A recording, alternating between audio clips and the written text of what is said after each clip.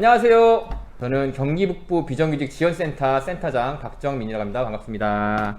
네, 안녕하세요. 민주노총 경기북부지부 사무차장 천명삼입니다. 반갑습니다. 네, 반갑습니다. 네, 오늘은 긴급하게 주요 사안에 대해서 이야기를 좀 해보려고 바로 양경수 민주노총 위원장의 강제 연행에 대한 이야기를 해보려고 하는데요. 노동 현장에 아무래도 가깝게 계실 텐데요. 네. 지금 현장 분위기 좀 어떤지 이야기 좀 해주실래요? 한마디로 매우 분노에 차 있습니다. 조합원들 사이에서도 여러 가지 이야기가 나왔어요. 민주노총이 사전에 고지했듯이 철저하게 방역을 지키겠다고 했고, 사실 이후에도 한 명도 코로나 확진자가 발생하지 않았습니다. 코로나를 핑계로 민주노총 죽이기에 다름 아니라는 의견이 굉장히 많았죠. 그래도 촛불로 세워진 종부인데 민주노총을 침탈하면서까지 위원장을 잡아가겠냐? 이런 기대를 완전히 저버린 거죠. 민주노총이 침탈당한 것은 박근혜 정부 때 처음 있었고 이후로 이번이 처음인 것이죠. 이제 이른 새벽에 강제 연행이 됐다는 뉴스가 이제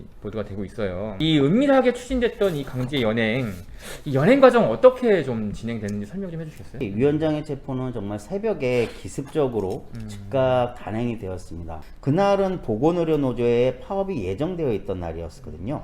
그래서 당일 새벽에 2시에 가까스로 극적인 합의점을 찾아서 파업을 유보하겠다는 결정을 한 그 바로 다음이었죠. 뒤통수를 내리친 격이라고나 할까? 새벽 시간을 틈타서 그렇게 기습적으로 무슨 작전을 펼치듯이 문을 강제로 부수고 위원장 집무실에 있던 양경수 위원장을 전격 연행해 간 것입니다. 이번 그 강제 연행이 굉장히 정치적이었다라는 이야기들이 많이 있어요. 이번 강제 연행이 왜 정치적인가? 정치적이라고 보시는 이유가 또 있으면 어떤 게 있을까요? 보건의료노조의 파업 관련해서는 김부겸 총리가 그날 저녁에 전경 보건노조를 방문해서 서로 잘해보자는 제스처를 했단 말이죠. 또 극적인 타결로 이렇게 이야기하면서 일면 기사로 도배를 했어요. 그리고는 거의 동시간대에 양경수 위원장에 대한 연행을 감행한 거죠. 또한 연행의 근거가 되었던 코로나 방역 지침, 또 사실상 한 명의 확진자도 발생하지 않았거든요. 그리고 사전에 김부겸 총리가 민주노총을 내방했을 때도 정부와 대화를 한다면 얼마든지 대화에 응할 것이고, 그리고 집회도, 그리고 이후에 있을 12공 총파업의 문제까지도 유보를 할 수 있다. 단 민주노총 우리 노동자들과 대화를 하라라고 이야기했는데 그러한 것은 전혀 보도되지도 않고 딴 언급도 없으면서 이렇게 일방적으로 민주노총을 범죄시화하고 기습적으로 야밤에 침탈해서 위원장을 이렇게 연행해가는 만행을 저질렀던 거에 문제가 크다고 볼 수 있겠습니다. 집단 감염이 유행할 때 그 장소는 대형 백화점이나 실내 식당 등에서 감염이 계속 확산되었거든요. 마치도 우리 노동자들의 집회 때문에 이렇게 발생한 것이냐 여론을 계속적으로 호도했죠. 그런 정부의 정치적 의도가 다분하다고 저희는 보는 거죠. 그 양경수 위원장이 이제 연행되면서 문자를 남겼다고 하는데요. 이게 굉장히 많이 이제 화제가 되고 있고, 경찰 침탈 긴박한 상황입니다. 총파업 투쟁 꼭 성사합시다. 동지들 믿습니다. 투쟁. 이거 보면서 참 진짜 대단하다. 이 긴박한 상황임에도 불구하고 자기 몸을 돌보는 게 아니라 총파업 성사를 이야기하고 동지들을 믿는다라는 그런 이야기를 하더라고요.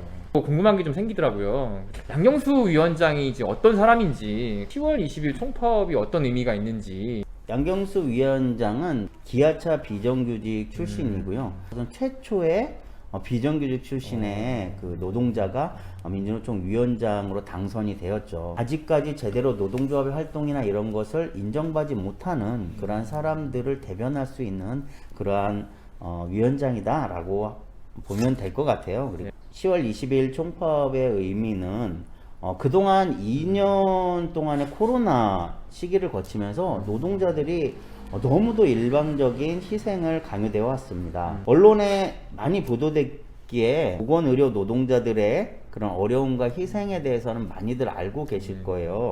이보다 더욱 힘든 사람들이 바로 비정규직 노동자들, 노동조합조차 마음대로 하지 못하는 노동자들입니다. 코로나 상황이다 라는 이유로 임금이 줄어들고, 그리고 해고도 마음대로 해도 어디 가서 말 한마디 못하는 처지에 있거든요. 다들 힘든 상황이니까 당연히 뭐 감내해야 되는 거 아니야? 재벌들은 오히려 코로나 시대를 겪으면서 자신들의 자산이 늘었다고 해요. 이러한 불평등한 사회가 더욱 공고해진 겁니다. 그래서 이번 12공 총파업은 그런 사회적 불평등을 조금이라도 좁혀보려는 우리 노동자들의 최후의 절규라고 보시면 될 것 같습니다. 네. 사람이 살아가는 데 있어서 가장 기본적인 주택, 의료, 교육 등 공공의 영역은 이젠 국가가 발벗고 나서서 해결해야 한다는 것을 요구하고 있습니다.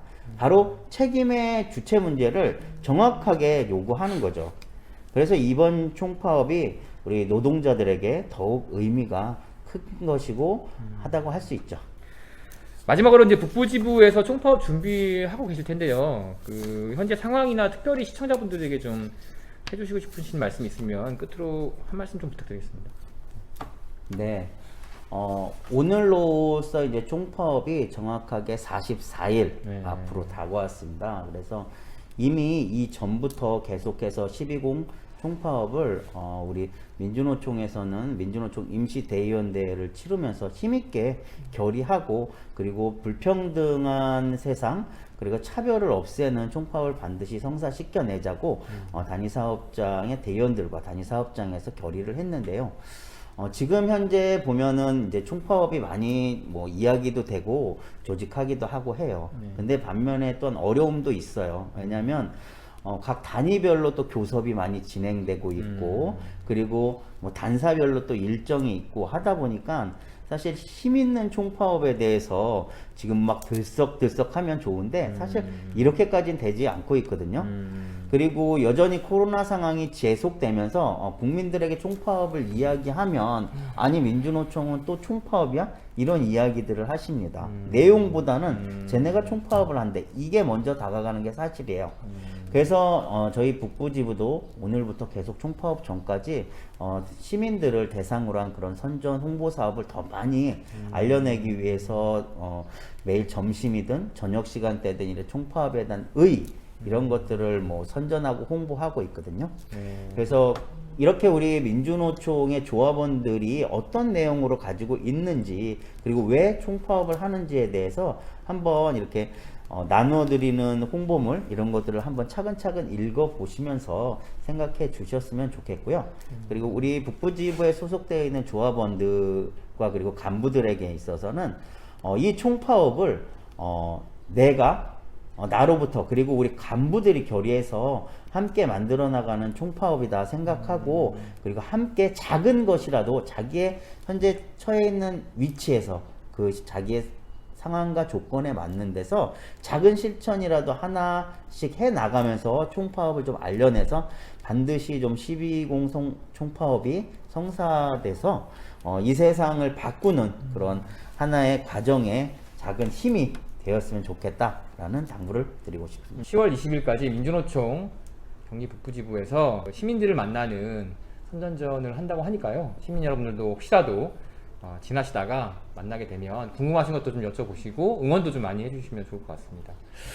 네, 오늘은 좀 길게 이야기를 나눠봤습니다. 아무래도 좀 사안이 중요한 사안인 것 같아서 이야기 길게 해봤는데요. 바쁘신 시간에도 불구하고 이렇게 시간 내셔서 함께 해주신 우리 민주노총 경기 북부지부 천명삼 사무처장님 다시 한번 감사하다는 말씀드리고요. 오늘 영상이 좋으셨다면 구독과 좋아요, 알람 꼭 부탁드리고요. 다음에는 좀 더 좋은 소식을 가져와야 되는데 이게 가능할지는 모르겠습니다만 더욱더 건강한 모습으로 알찬 내용으로 찾아뵙도록 하겠습니다. 오늘은 이만 마치도록 하겠습니다. 감사합니다. 안녕.